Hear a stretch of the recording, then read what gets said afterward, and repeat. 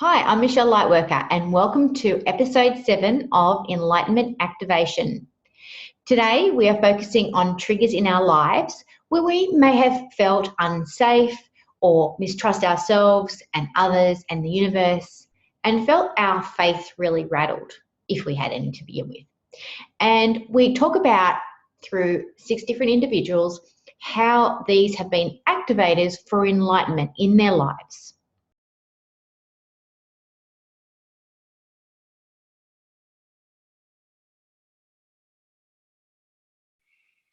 Hi, my name is Tara from Daya Enlightened, and I'm from Perth, Western Australia, and I am 32 years of age, and I'm a psychic medium, clairvoyant, and a universal life coach.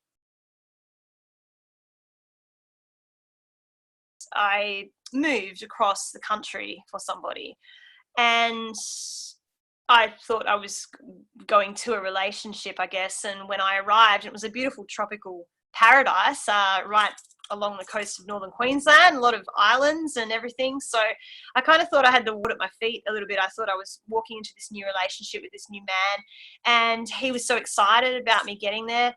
And I brought my dog too. And I guess when I got there, he just said he didn't want it, and I was completely abandoned. I was literally dropped off at a house and with me and my dog, and that was it. I completely was immersed in the feeling of abandonment. I was crushed, but then there was a sense that I was guided. I know that I was meant to be there. I did have faith and trust in me, but it was very deep. Like it wasn't sort of awakened, or I wasn't consciously aware of the faith and trust at that point. Because when I then told my friend the next day what had happened, she said, "You should come home immediately." And I said, "No, there's something I'm meant to do here." And I didn't know what it was. I had no idea. I was completely bowing to the mystery, that's what it was. And then I was guided to go to this bushland. And I guess I got there and I had this complete past life immersion, and I realized that I was a spiritual leader 200 years ago there. And I felt like my whole body, I became like an old woman because I could see all the native people at the watering hole. It was amazingly just immersive. I guess that's how I can describe it. And then I was walking along the bush track, and people walked past me like hikers, and they got out of my way. Now, in appearance, I look like a 32-year-old young person, and I have quite a baby face, but when they looked at me like I was an old woman. They got out of my way. They're like, "Oh, sorry."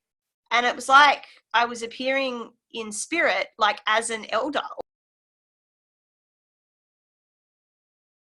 One of the first things that this person that I moved there for said to me, and it was around the time that he basically broke up with me, he said, "I don't think you should tell anyone that you're a spiritual person. I don't think you should tell anyone that you're a psychic medium in this town, because people don't warm to that." And I just looked at him and I said, "I'm not going to hide who I am. I'm not ashamed."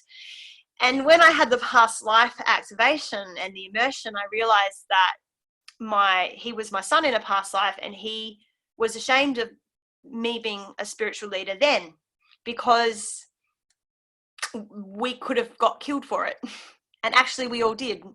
So when that hit my heart and my soul and my spirit, I just shifted. I was able to forgive everything. I forgave myself for all of my dysfunctional love relationships in my past, like in the past, in this life, and even in previous lifetimes. I'd never sort of been with my twin flame from many, many lifetimes. I realized that there was this sense of like, now I feel awakened and ready to meet that twin flame now, because I have released all soulmates and past life connections.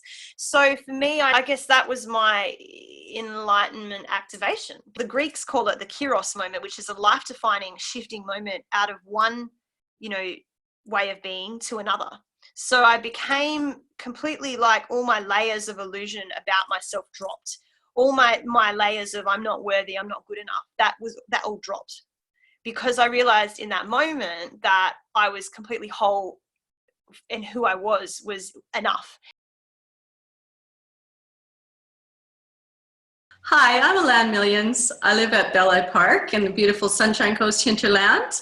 I run Leading the Way International, which is horse facilitated learning programs to learn about yourself through the power of the horse. I'm a Canadian originally, and I'm 52 years old, and I love living in Australia.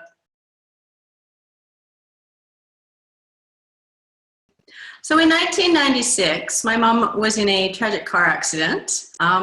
She was missing, actually missing for 2 weeks before we found her remains. It was a very trying time for myself and for my family. During the 2 weeks, of course, there was many searches. The community, small community in Canada that I lived in, did some amazing things with searching for my mom and trying to find her. Searched and searched, and we just could not find her. The second week, on the 14th day, the police actually came to me and said, look, we're going to call off the search. And it was that evening that this lady who had heard about my mom's disappearance on the news actually had a dream that night. And she wrote down all the information that was in her dream, and then got a map and circled the spot on the map where she felt my mom was, and she faxed that to the local police department. And thank goodness the local policeman was open enough to go and look at where this woman thought my mom was at. The messages that were sent were very cryptic. So this woman lived 2 hours away from where my mom's remains were found. So she wouldn't have known what she was really writing about. So one of the things she wrote down was pot pie. Well, pot pie what does that mean to anybody? Nothing really. She wrote down, look in the saddle, look in the stirrup of the saddle. What does that mean? It just sounds confusing. But if you know the area, like the local policeman did, where my mom, near where she was, there's a little village called Piapot. And those hills behind where the remains were found were the Saddleback Hills. So if you looked at it from an observer's point of view, you would look down into where the stirrup was. And where the stirrup was a ravine. And my mom's vehicle had gone upside down and was in the bottom of that ravine. Everything this woman had in her dream had come through in her dream was correct. And even though she didn't know it was correct and she didn't understand the information that she was given, she trusted the process and trusted that she was getting the clear message from divine and sent that message through. I met the lady after we found my mom, and she said, look, I've had these dreams before, and if I don't follow them through, I keep getting the dream over and over and over again. So she learned that she had to follow this information through to the end. And thank goodness she did, because that is exactly where we found my mom. I really believe that was my mom's way of doing things. She chose that way for me, because for me, I had a very closed kind of perspective of life at that point in time. I knew of spirit, but I didn't kind of understand the meanings of spirit. What this woman gave me, the gift that this woman gave me, was to open up my perspective so much to what is out there and things that I didn't understand or things that I didn't have any comprehension of. It opened the door for me to go in deeper and to say, well, what is really out there. I've been in Australia, it's been a real awakening for me. It's been a grand journey of following my intuition, following spirit, following things that have led me to some amazing people and amazing places. And with my work now, I'm following that even more. I'm following my horse's leads more than me interjecting my thoughts and my wishes with the horses. I'm stepping back and allowing their energy to guide me. Hi, I'm joo'shanesy. I am the grand age of 60 years this year. I live in Deception Bay, which is near the Sunshine Coast, and I am a social worker, a spiritual activist, and an intuitive healer.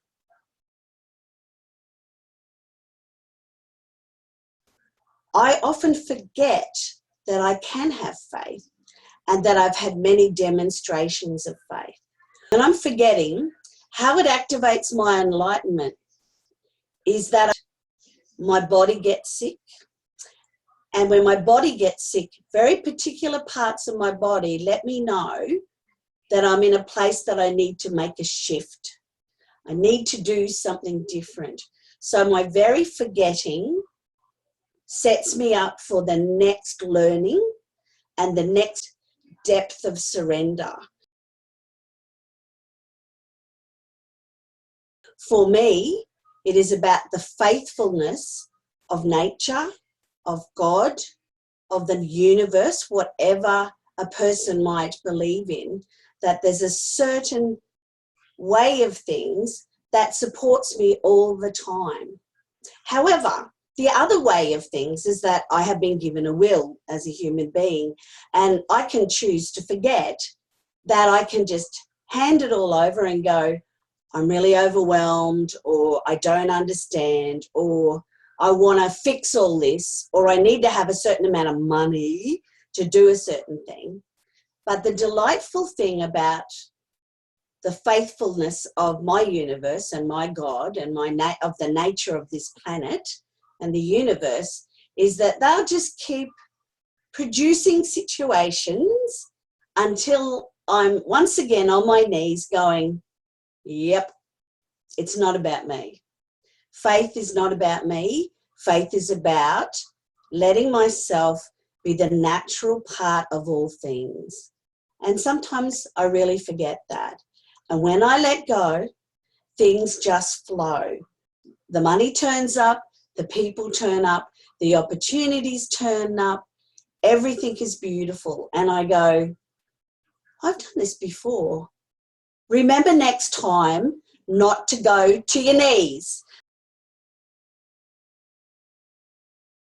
When you're grateful, even when it's difficult, when you put out gratitude and thank the universe for the simplest of things, your faith is restored. And when your faith is restored, you can relax. And for someone like me, who is not really good at relaxing, faith is really important.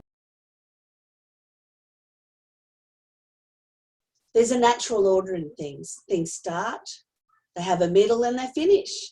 There is a natural order in there's daylight and there's moonlight. There's a natural order of things. The fire and the water and the stone and the trees have a natural order of things. And if they just be and respond to what's given to them with gratitude, they blossom. So I've just been through another period of reminding myself through my higher self that I don't have to go to my knees, that I need to practice my faith every day and say, okay, I'm here, I'm breathing, what am I to do next? And then I'll be told, because I'm always told. I get told some really funny things and I go, I'm not going to do that. And then I get told again, no, you need to do that. And again, when I've been given direction, amazing things have happened. So for me, faith is surrender to things that I cannot see, but my heart and my soul deeply know.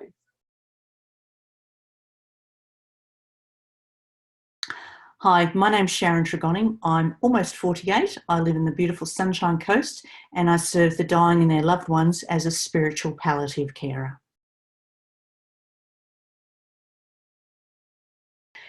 Faith is a really interesting concept when we're talking the dying and their loved ones, and especially when we look at this context of faith in ourselves, faith in others around us, whether it be a religious faith or whether we're talking faith in the broader universe in general.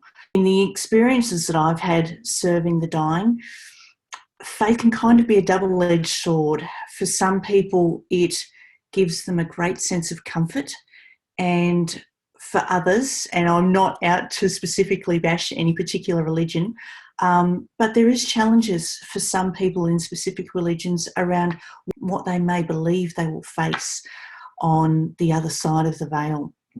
And whilst they may get comfort from their faith, they may then have enhanced fears because they may not feel they're worthy or deserving, or have led a life that is worthy or deserving of granting them entry into this divine, peaceful hereafter that they've been working towards all their life.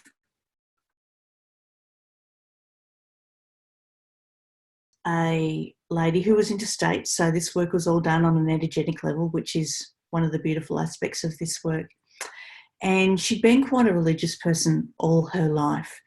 And at the same time, she'd also been not particularly loving towards her children, their spouses, and her grandchildren.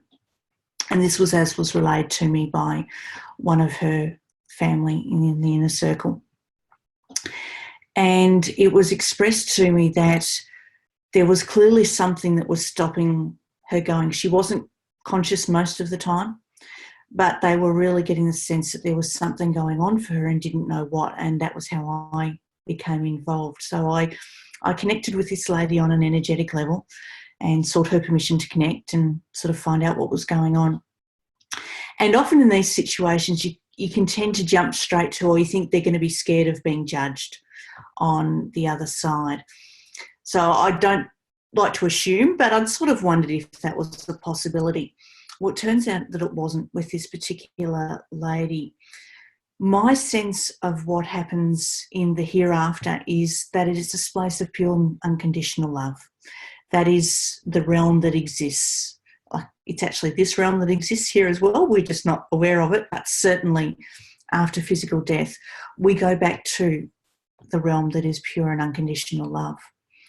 The challenge with this lady was that energy, that feeling, living in that space was so alien to her that she was terrified of going there. And for me, when someone's dying, they sort of dip their toe in the water on the other side and come back. It's not a straight, okay, now you're dead and you're over the other side. There is this sort of transitional process of going over and coming back. And with this particular lady, she'd started to experience that. And quite frankly, it just scared the living daylights out of her. And that was what was stopping her releasing her physical self from this world. When I was able to convey that to her family, the instant I did, everything changed, because they had sudden awareness of what was going on for her, and they felt sorry for her, they felt compassion for her, they understood. And even family members who'd been resistant to coming and say goodbye because there hadn't been that loving relationship, that all changed. So they created an environment around her that was more peaceful, that was more loving. I've got a specific meditation that I've made. They were playing that around her. And I called in a few of the divine in the archangel realm to come in and support and be around. And they said the whole energy was in the room was different. And she had one of the religious ministers in her well come in, and he actually commented on the presence of angels and archangels in the room, which was seriously cool. And she died very peacefully a short time later because they'd started to create the environment in this world the same as what she was going to in the other. This is the power of faith, both on the downside and the upside.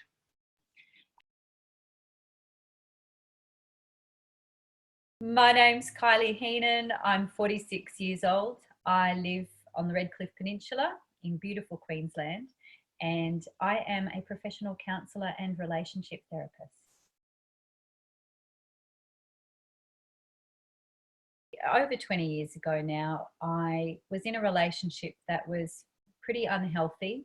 There was domestic violence occurring in it, so I was having some pretty unhappy and unhealthy experiences and struggling emotionally. However, the blessing that came out of that experience was that I gave birth to a beautiful, healthy baby girl. And I fell in love immediately with her.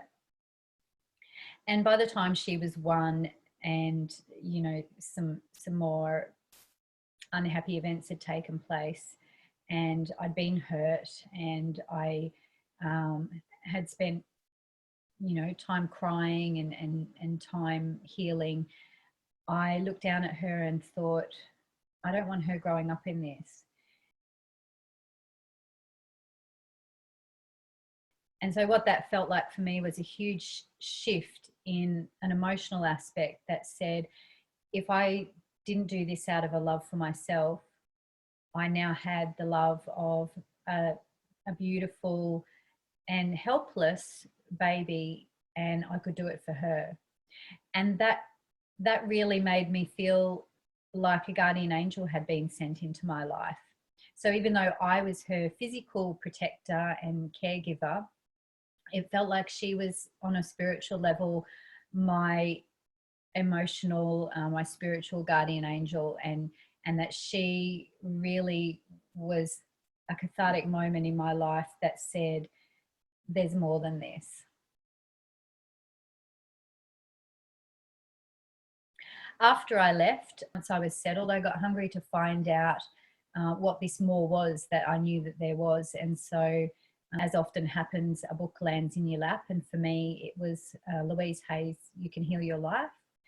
And I gobbled that book up, but I actually made a conscious decision at that time to put some of the tools she has in that book into practice. And so I started using affirmations. I started looking in the mirror and confronting the uncomfortableness of loving myself, which sounds like a funny thing, but that was the process I had to go through to get really comfortable with me. This wonderful path unwound before me, and sometimes I would, to use an expression I like, I would leap before I looked. So I would say yes to things that seemed possible without quite knowing how I was going to make it work. You know, being a single mum, whether I had the money, but I studied things, I said yes to experiences, and I started to get in touch with the real me. There's a saying that when the student is ready, the teacher will appear. And someone said that to me in one of the groups that I was running. And my response to that was that to some degree, we're actually all always students and we're all always teachers. So maybe it's just that when a person's open, they start searching, they find me, they come along, and I'm the person that they're ready to hear something from in that moment. But how that all happens at a greater level, I don't know. And I'm okay with not knowing. I don't need to go out and find the answers of how it works. But I guess faith for me then is the belief that has developed that it will happen, and it's okay if I don't know how. I have a trust now that it will happen, that when I need something, I'll find the right person, and that people will find their way to me when they're ready for my ways of working. My name is Tony Sokol. I am 54 years old. I am a writer. I write for a few different magazines. I was born in Brooklyn, and I work closely with a Hollywood witch named Marie Vargas. Dark literature is very important to the evolution of any sort of spiritual development, whether it's dark or light. There's calling it one or the other. Some people call it left-hand or right-hand path. Some people, it can be just spiritual racism, because they associate one side with angels and the other side with demons, and they got a thing against demons. They won't pay them the same rate as everybody else. They have to go through customs. Oh, it's terrible for demons. Terrible for demons, I got to tell you. I like to see, hear, and talk evil, speak no evil, because I don't believe that there's really, that there's evil as an energy. I think that it's the things that people do. My family was kind of strange. My sister sees dead people, but she's not depressing like the kid in Sixth Sense. My father would talk about it as rejection, and he is like a construction worker from Brooklyn. My uncle, Joey, he's a new age practitioner. He's a hypnotherapist. He's a therapist. He's a spiritual warrior. And he got caught up in certain cults, some of which actually went after him. Some of them are very, very vindictive. There's a lot of money in some of these things. I was young when he got swallowed up by it. I had a sense of the danger of indoctrination. And I myself can kind of ride the feeling of it if it's, it's during certain times, but it doesn't quite affect me. It's sort of like surfing, which is also the same way that I think of as astral travel. And you find eddies and flows and things that may be scary, and you know that if you kick your feet a few times, you'll be somewhere completely different. And like if you really want to look at yourself in the mirror, you know how to slide out of there if it bothers you.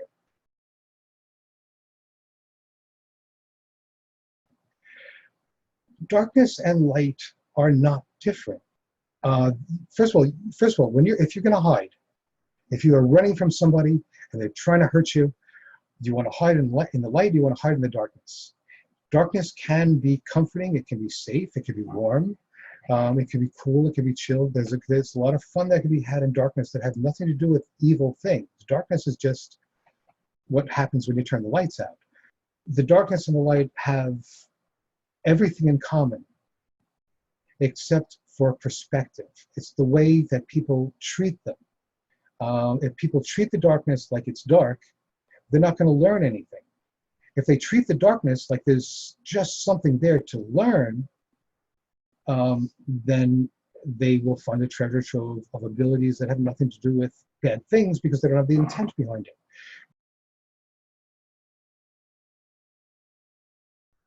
So, what do you think? We're always practicing faith or mistrust in something at any given moment. We may be temporarily forgetting to trust or forgetting our faith, forgetting to hand things over.